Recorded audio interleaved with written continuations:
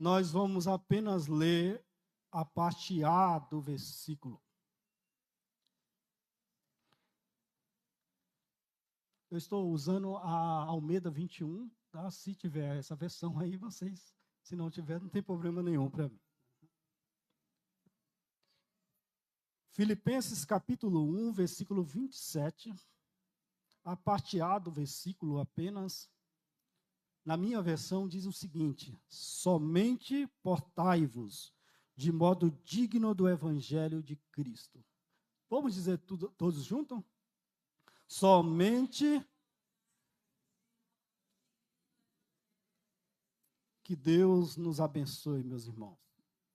Esse texto, meus queridos irmãos, ele fala profundamente ao meu coração. Esse texto, ele fala profundamente à minha mente, à minha alma. Esse texto, meus queridos irmãos, ele ecoa aos meus ouvidos diariamente, dizendo que é minha responsabilidade viver de conformidade com o Evangelho de Cristo. É verdade que a maioria das igrejas, elas se preocupam mais em pregar o Evangelho do que viver o Evangelho. E alguns não sabem que viver o Evangelho é a maneira mais eficiente de pregá-lo. Viver o Evangelho é testemunhar de Cristo em sua maneira de viver, através da sua conduta, do seu comportamento, da sua vida. Eu costumo dizer que o testemunho pessoal de um cristão é o 67º livro da Bíblia. Por quê? Porque viver o Evangelho, quando você passa a viver o Evangelho, alguém vai estar lendo Cristo em sua vida. E esse é o livro, com certeza, que mais os nossos entes queridos, as pessoas que se aproximam de nós, lê. O livro da nossa vida. O livro de Filipenses, ele descreve de maneira profunda como o cristão deve viver diante das situações adversas da vida. Interessante que o pastor americano John Piper, ele escreveu um livro sobre Filipenses intitulado A Teologia da Alegria. E a alegria, mediante as situações adversas da vida, é um tema principal deste livro. E Paulo, nesse livro, há um princípio que ele ensina que paira sobre todos os capítulos. Ele muda a maneira de falar, mas o princípio é o mesmo, ensinado no capítulo 1, no capítulo 2, no capítulo 3 e no capítulo 4. E esse princípio diz o seguinte: nenhuma das circunstâncias de nossa vida deve mudar aquilo que somos em nossa essência, isto é, cristão. Vou repetir, nenhuma das circunstâncias da nossa vida deve mudar aquilo que somos em nossa essência, ou seja, cristão. E esse princípio ele é importante para nós nos dias de hoje, por quê, meus queridos irmãos? Porque há muito crente de momento hoje, não é verdade? Há muito crente de momento. Permita-me dar 2 exemplos aqui. Há um tipo de crente que o conforto dessa vida gera nele comodismo. E o comodismo leva ele a negligenciar a prática da vida cristã. Então ele é mais ou menos assim: se tudo vai bem com a sua família, se tudo vai bem com os negócios, se tudo vai bem com a sua saúde, se tudo vai bem em todos os aspectos da sua vida, ele se afasta da igreja. Ele negligencia o exercício da vida espiritual. Mas basta uma crise para que ele volte ativa na igreja. Isso quer dizer que são as crises, são os sofrimentos que estimula ou impulsiona a vida cristã dessa pessoa. Permita-me dar um exemplo. Lá na igreja Batista de Jardim Mira, eu comecei um culto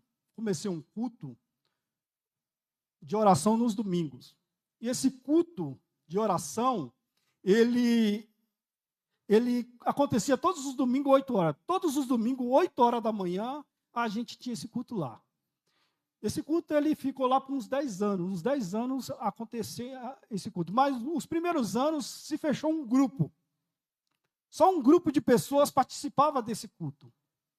Muitos anos eu já sabia quem ia no culto de oração no domingo, porque eram as mesmas pessoas. De repente, chegou lá, no culto de oração, um casal, um membro da igreja. Sabe aquele casal improvável?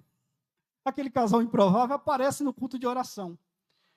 E aí, na hora dos pedidos, a esposa diz o seguinte: nós estamos aqui hoje porque a empresa avisou que vai ter um corte de funcionários na semana que vem.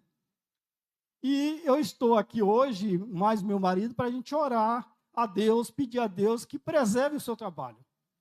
Eu falei, vamos orar. Nós oramos por aquele casal, e aquele casal foi embora e sumiu do culto de oração. Um mês depois, esse casal volta no culto de oração novamente. E diz, nós viemos aqui hoje para agradecer. Porque houve o corte na empresa, mas o nome do meu marido não estava relacionado. E nós viemos agradecer a Deus. E nós ali agradecemos a Deus. Mas aquele casal nunca mais voltou naquele culto de oração.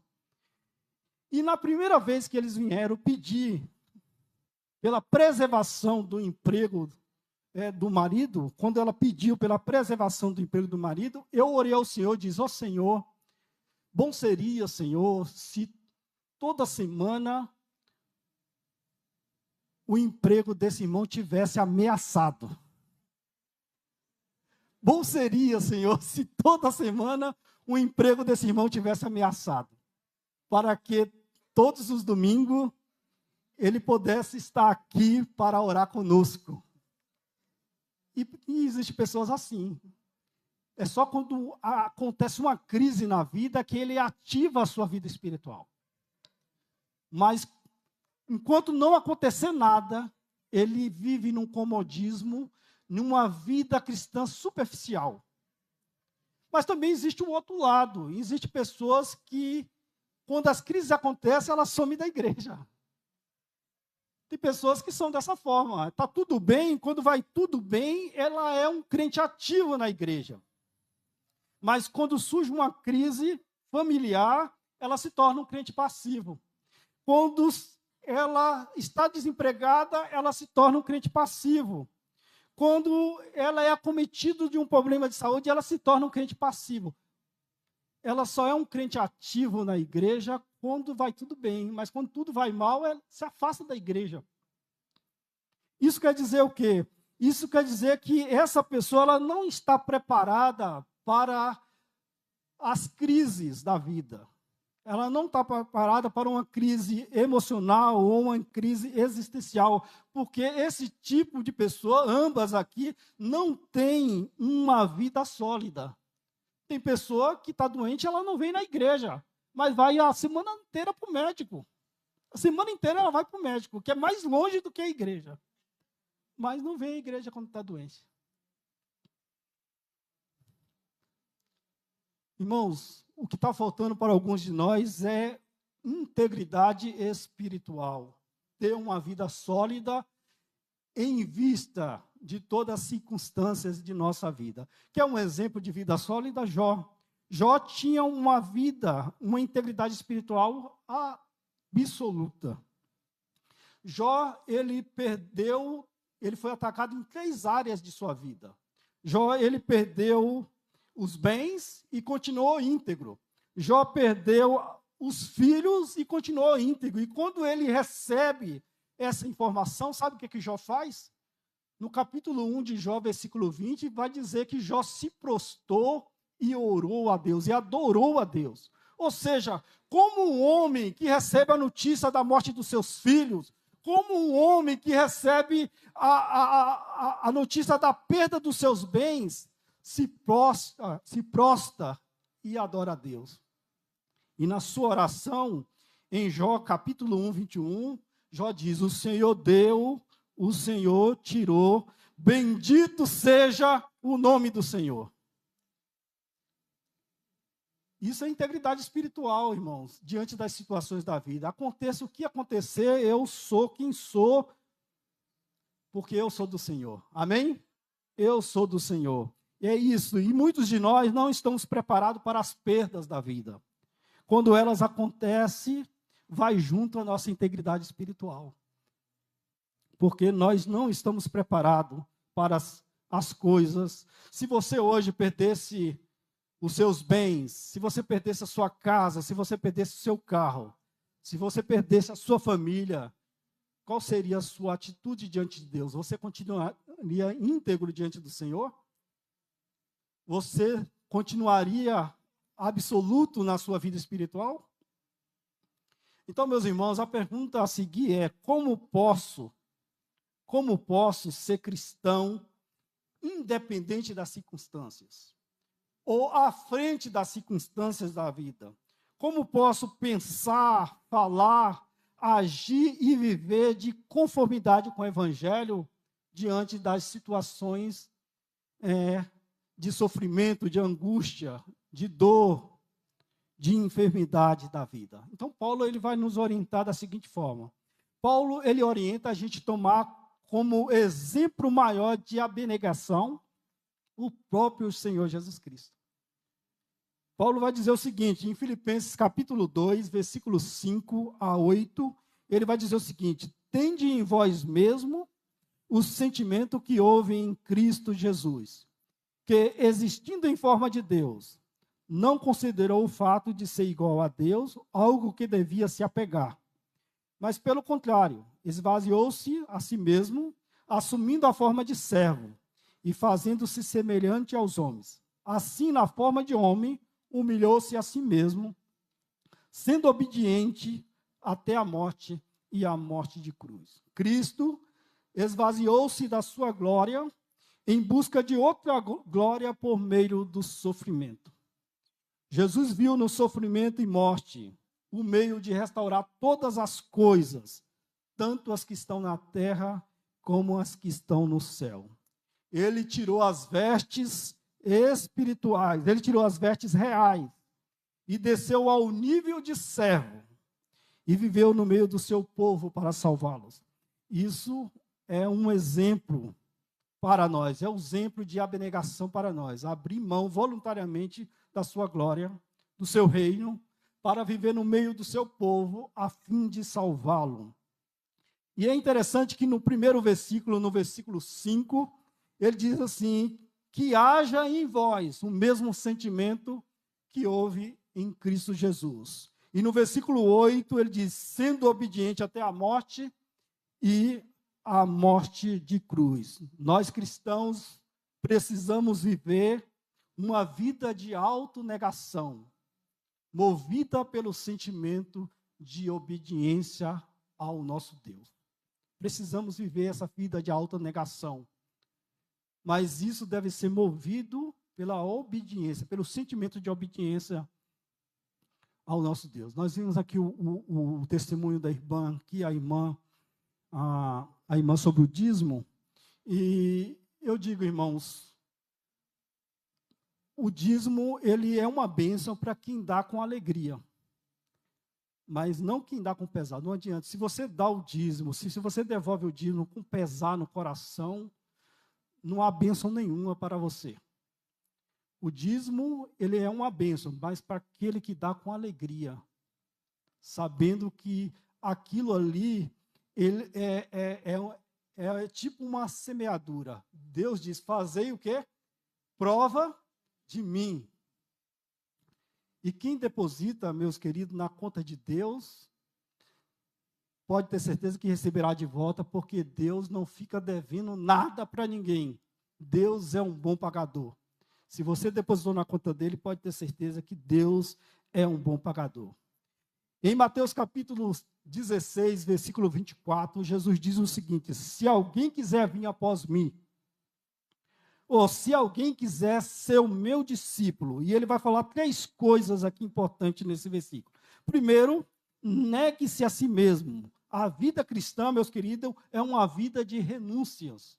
Segundo, tome a sua cruz. A vida cristã é uma vida de sacrifícios. E terceiro, siga-me. A vida cristã é ter como padrão a vida do próprio Cristo, Mestre e Senhor. No capítulo 13 de João, versículo 15, Jesus diz assim: eu vos dei o exemplo para que, como eu fiz, façais também. Então, nós devemos seguir o exemplo do Senhor Jesus Cristo, que é o exemplo supremo para que a nossa vida espiritual ela seja uma vida preparada para todas as coisas da vida. Em Filipenses capítulo 1, versículo 29, Paulo vai dizer o seguinte: por amor a Cristo,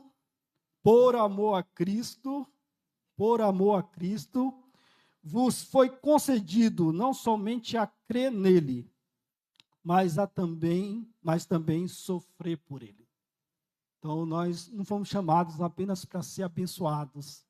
Nós não fomos chamados apenas para fazer parte do propósito de Deus, mas o propósito de Deus, o sofrimento, é uma coisa que nos identifica com Cristo também. O sofrimento nos identifica com Cristo, porque é nesse sofrimento que nós tiramos as maiores lições para a nossa vida. Você, meu querido irmão, é um sacrifício vivo, santo e agradável a Deus, porque a sua vida é um culto a Deus.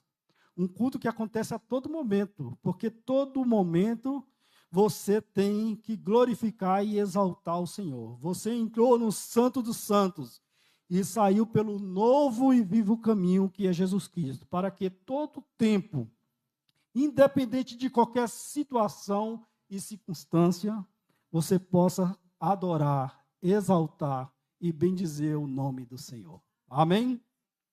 Ninguém pode encher-se de Deus sem se esvaziar de si mesmo.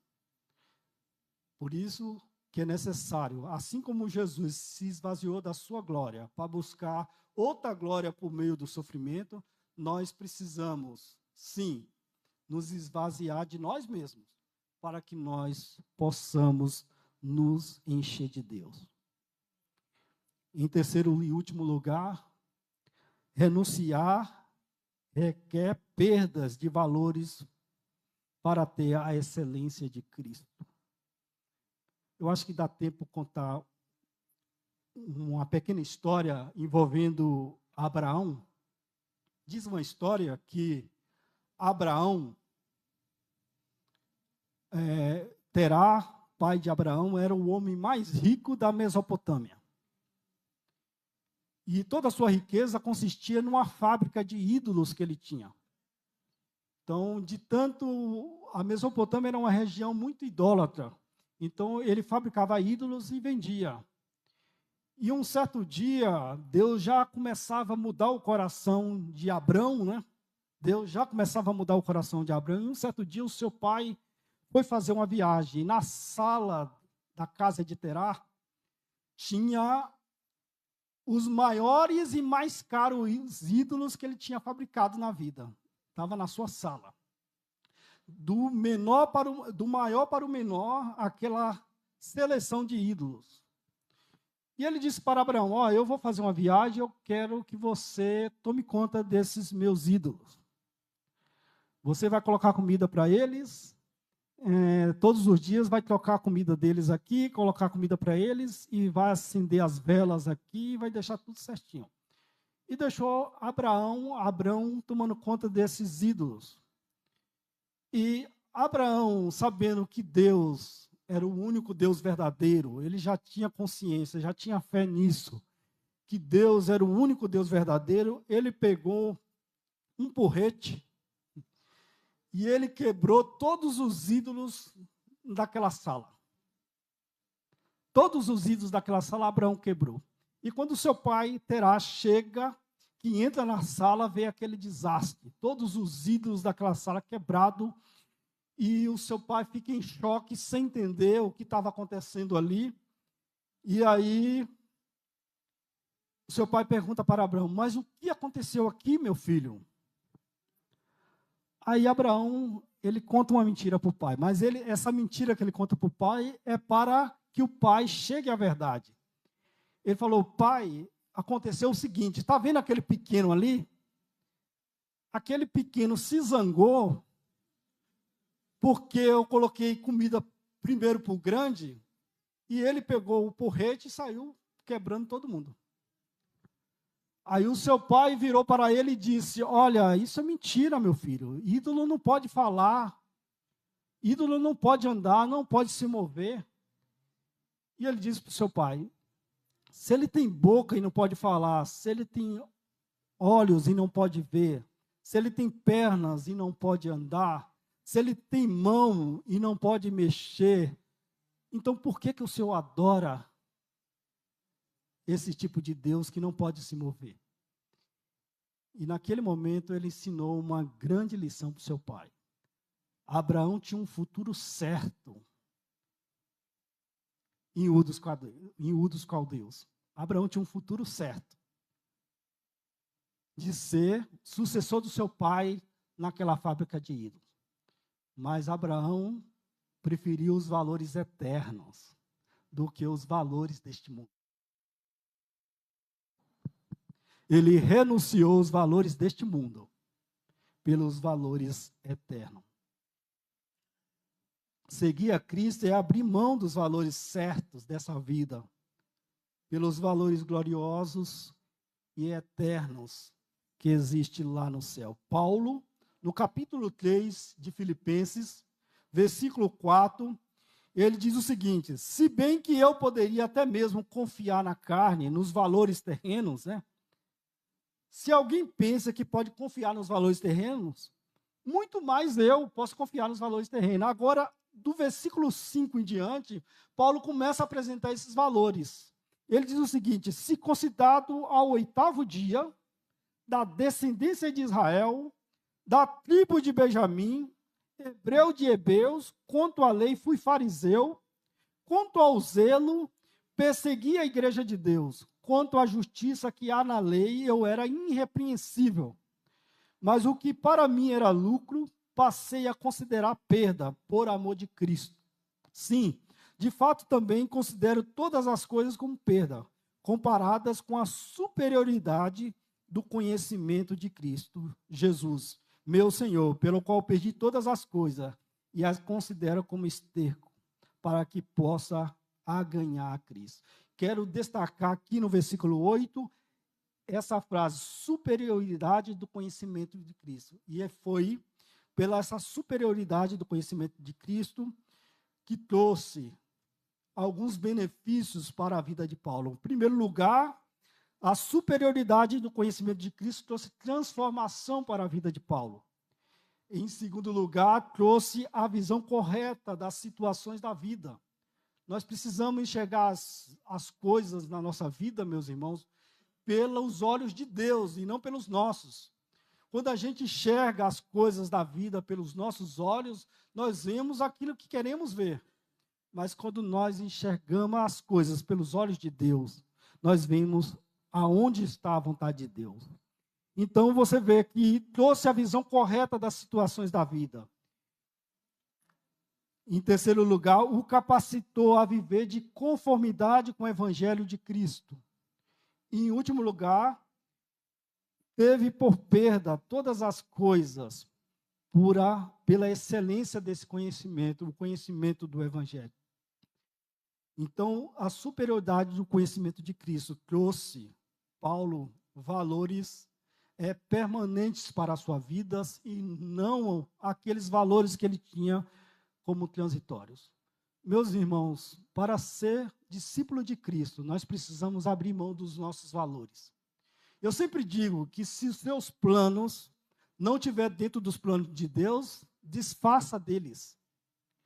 Porque a única coisa que interessa para o discípulo de Cristo é ter os seus planos dentro dos planos de Deus. Se os seus propósitos estão dentro dos propósitos de Deus, eles são aceitáveis para a sua vida.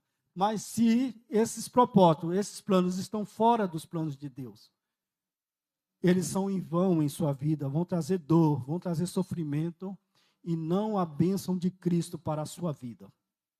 Com essa excelência, com essa superioridade do conhecimento de Cristo, eu quero caminhar para Filipenses 4:12, aonde a gente pode agora entender o que Paulo está querendo dizer com Filipenses 4:12. É interessante que na versão ACF, Paulo diz da seguinte forma: estou instruído em todas as coisas, de toda maneira eu estou instruído. Isso quer dizer o quê? Isso quer que essa instrução que Paulo tem agora, ele aprendeu dentro do Evangelho. Vivendo o Evangelho de Cristo, ele aprendeu com o Evangelho a ter essa visão. Essa superioridade do conhecimento de Cristo o preparou para as situações adversas da sua vida. E aí Paulo diz o seguinte: sei passar necessidade, sei também ter muito. Tanto na fartura como na fome, tendo muito ou escassez, eu posso todas as coisas naquele que me fortalece. O versículo, eu posso todas as coisas naquele que me fortalece, ele não pode ser entendido